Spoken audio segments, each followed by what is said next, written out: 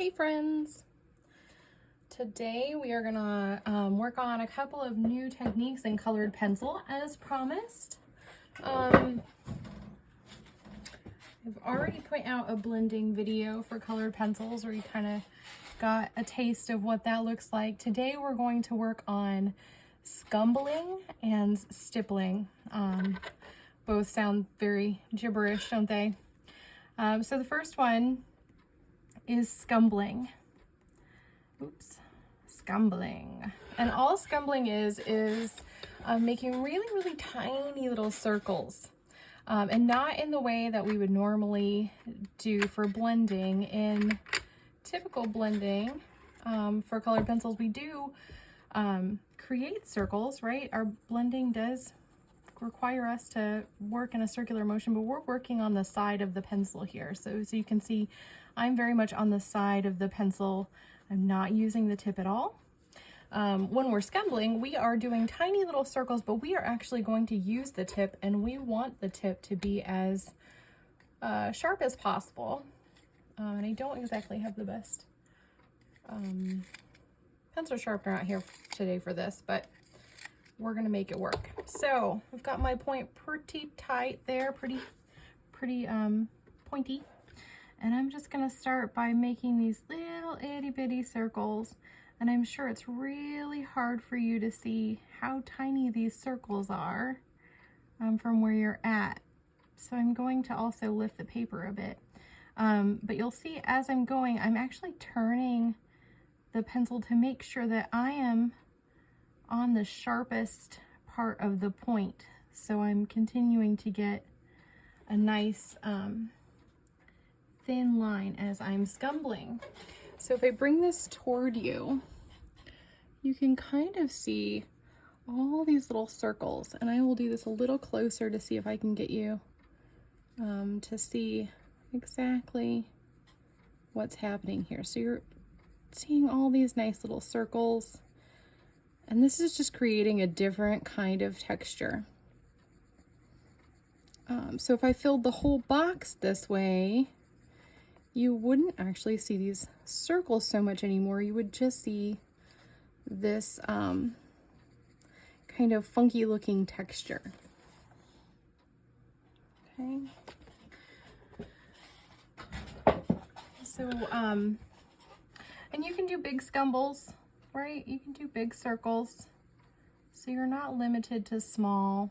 The texture changes. I'm gonna go ahead and sharpen this just a little bit more since I'm losing my tip here. So we can do big scumbles. It's just changing up the texture if we do them bigger.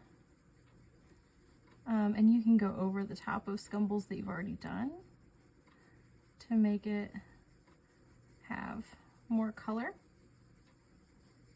Okay, but that's literally all scumbling is. It just makes this fun looking texture for your drawings. And you can use it in backgrounds. You can use it as hair, curly hair. You can use a lot of scumbling in that. You could probably even use this for some type of landscape, maybe your tree leaves. You don't necessarily want to make them all individually, so maybe you scumble a bit. I know in my latest pencil drawing, I did a little bit of scumbling in the background for the trees that were real far back because it does create a nice texture, but it also can allow for a really great flow that looks more tree-like, more naturally tree-like. Okay. The other one we're going to do today is stippling, and stippling can sometimes be confused with pointillism. If you ever took any type of art class, you have probably done stippling before. It's a way for us to create value. It gives us different kind of texture. It also can give us a way to make the appearance of an object without actually drawing the object. So really, stippling is just a bunch of dots dots are a little bit harder to do in colored pencil, and you'll see my tip, because it's so sharp, is kind of disintegrating here. So points are a little bit more complicated with colored pencil. So a lot of times you're just getting real small dashes instead of actual points. So as I'm stippling here, I can control the value and the depth by how close I put my stipples together. So if I think these are really close together so that I have a real dark area here in the corner, but as they come out, if I start to make my stipples further apart, that color concentration kind of goes away.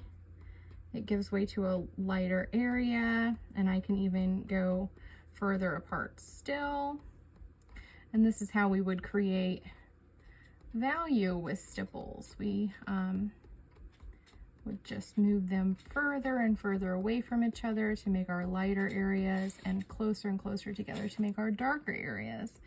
A lot of times you'll see this technique in ink or marker for illustrations, just because, one, it's easier to do with that kind of a medium, right? It's easier to make dots in marker than it is to make dots with pencils of any kind, not just colored pencils, but pencils of all kinds.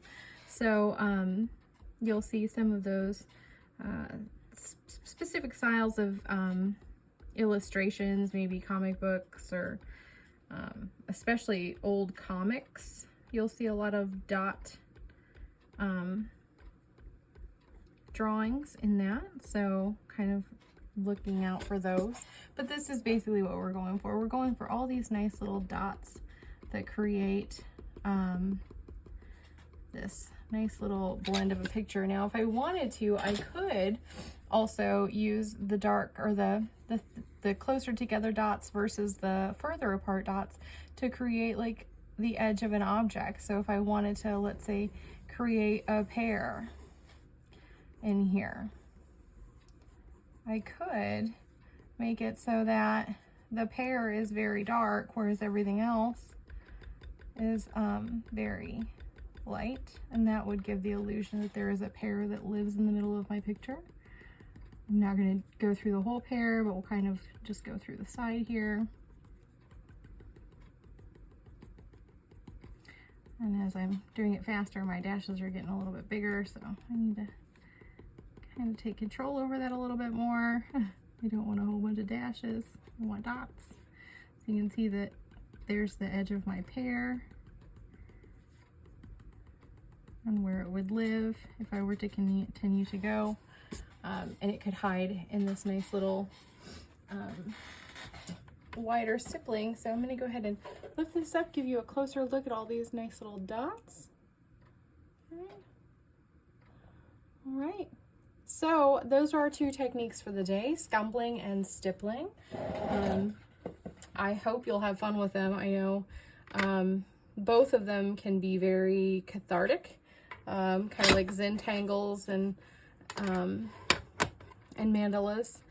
So have fun with them, make some unique creations with them, and I will see you next time. Keep creating.